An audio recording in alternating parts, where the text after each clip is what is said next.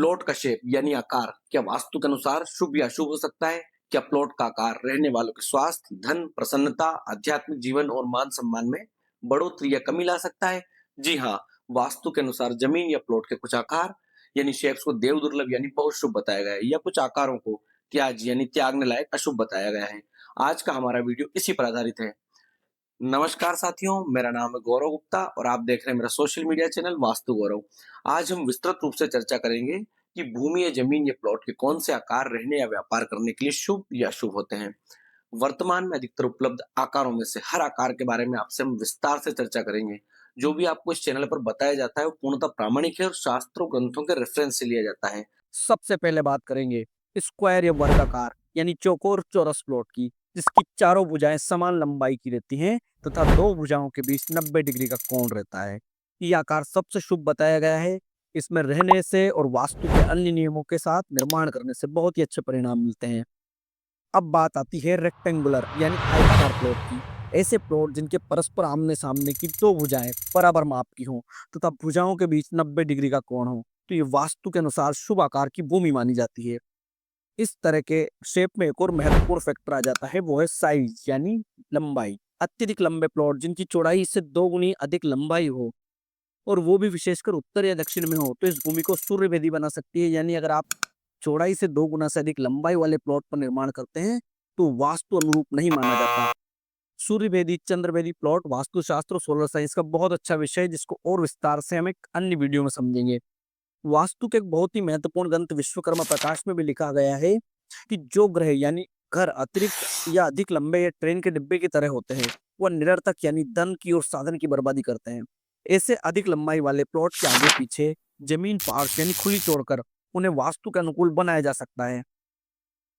अब बात करते हैं वृत्त यानी सर्कल के आकार के प्लॉट की। ये आकार वास्तु में शुभ माना जाता है, बशर्ते इसमें निर्माण यानी भवन भी सर्कुलर शेप में ही बनाया जाए। अब बात करेंगे गोमुखी प्लॉट के बारे में। गोमुखी या वृषभमुखी प्लॉट, ऐसे प्लॉट जिनका फ्रंट कम हो यानी रोड साइड वो कम हो और बैक यानी पीछे का हिस्सा फ्रंट से ज्यादा हो, ये आकार निवास के लिए सही माना जाता है। इसमें भी एक कंडीशन होती है कि चौड़ा हिस्सा उत्तर या पूर्व में हो और रोड दक्षिण या पश्चिम में ही हो। इसको हम एक ग्राफ के माध्यम से समझेंगे। ये पहले दो आकार देखें, ये शुभ है। इसमें नॉर्थ ईस्ट यानी प्लॉट का उत्तर या उत्तर पूर्व या पूर्व बढ़ा हुआ है, जैसे शुभ बनाता है। ये अन्य दो आकार देखें जो अशुभ है, क्योंकि इसमें नॉर्थ ईस्ट यानी उत्तर या पूर्व का हिस्सा कटा हुआ है। अब आगे देखेंगे सिंहमुखी यानी पागमुखी प्लाट के बारे में, जिसे हमारे मालवांचल में नहारमुखी प्लाट भी कहा जाता है। ये प्लॉट आगे फ्रंट भाग में अधिक चौड़े होते हैं, पीछे के भाग में कम चौड़े होते हैं। इन्हें व्यापारिक उद्देश्य के लिए सही माना जाता है। पर इसमें भी एक बात का ध्यान रखना होता है कि ये नॉर्थ ईस्ट या नॉर्थ ईस्ट में बड़े हुए हों और रोड इनके उत्तर या पूर्व में हो।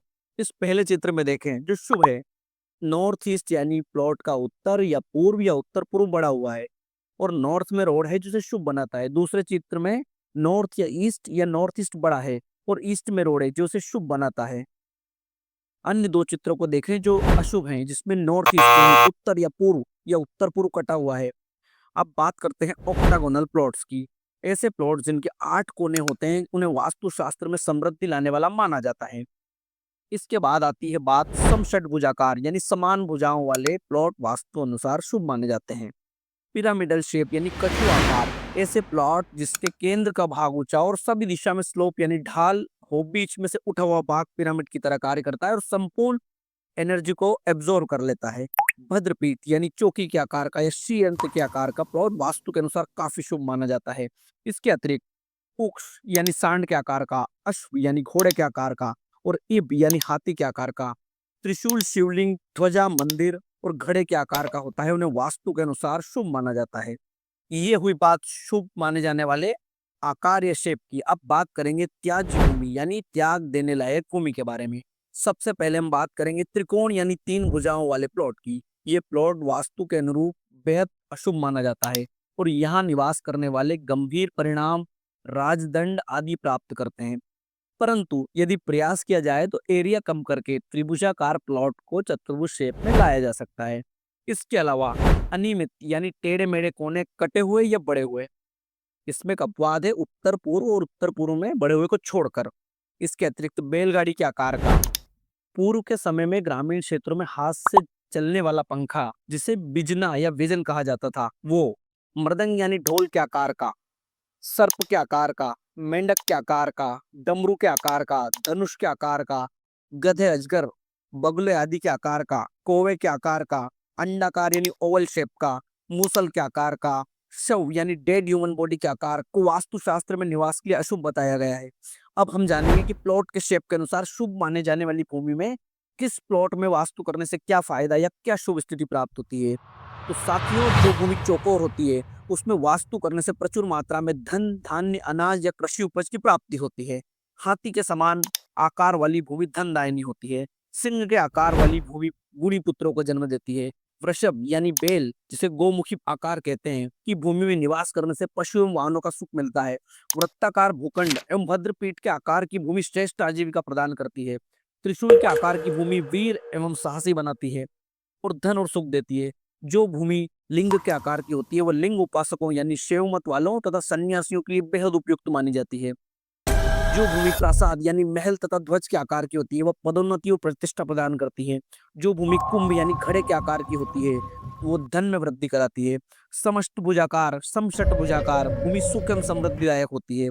अब बात करेंगे प्लॉट के शेप के अनुसार अशुभ माने जाने वाली भूमि में किस प्लॉट में वास्तु करने या निर्माण करने से क्या अशुभ परिणाम प्राप्त होते हैं या क्या अशुभ स्थिति बनती है।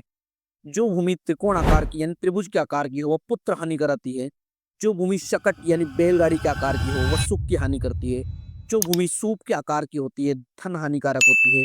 जो भूमि व्यजन यानी हाथ से चलने वाले पंखे के आकार की होती है वह धर्म की हानि कराती है। जो भूमि मूर्छाकार यानी मृदंग के आकार की हो वंश की हानि कराती है। जो भूमि सर्पाकार, मंडूकाकार यानी मेंढक के समान होती है भूमि भय उत्पन्न करती है। गधे के आकार की भूमि धनहीन करती है। अजगर के आकार की मृत्यु भय देती है। चिपिट आकार यानी दो सिरों पर उभरी और मध्य में चपटी तथा मुदगर आकार, हथौड़े के आकार की भूमि पौरुषहीन बनाती है, उसमें पौरुष की न्यूनता होती है। जो भूमि सर्पाकार होती है वो पुत्रों का नाश करती है। बांस के समान गांठ गठीले आकार की होती है वो भूमि वंश की हानि कराती है। जो भूमि सुअर, ऊंट, बकरा, धनुष, फरसा जैसे आकार की हो उसमें आवास बनाने से मेले कुचेले, मूर्ख और अपने अध्यापक को मारने वाले पुत्र उत्पन्न होते हैं। जिस भूमि का आकार गिरगिट या शव के समान हो मृत पुत्र देने वाली तथा धन नाशक होती है। आशा है आपको संपूर्ण जानकारी विस्तार से पसंद आई होगी। अगली वीडियो में हम मिलेंगे वास्तुशास्त्र की और भी रोचक जानकारी के साथ। यदि आपने अभी भी हमारे चैनल को सब्सक्राइब नहीं किया है तो अभी करें और बने इस वास्तु की यात्रा के सहभागी। धन्यवाद।